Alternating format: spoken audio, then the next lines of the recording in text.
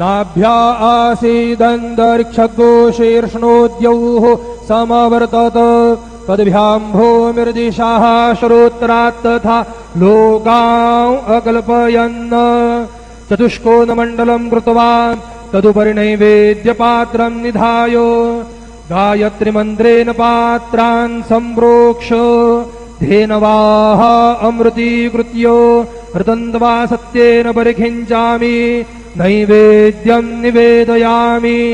ॐ प्राणाय स्वाहा ॐ अपानाय स्वाहा ॐ व्यानाय स्वाहा ॐ उदानाय स्वाहा ॐ समानाय स्वाहा ॐ ब्रह्मणे नमः। मध्ये पानीयं समर्पयामि पुनर्नैवेद्यं निवेदयामि। ॐ प्राणाय स्वाहा ॐ अपानाय स्वाहा ॐ व्यानाय स्वाहा ॐ उदानाय स्वाहा ॐ समानाय स्वाहा ॐ ब्रह्मणे नमः।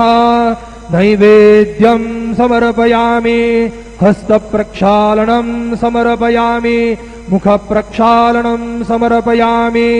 सद्गुरु साईनाथ देवताभ्यो नमः। प्रार्थनापूर्वक नमस्कारं करोमि। श्री सच्चिदानंद सद्गुरु साईनाथ महाराज की जय।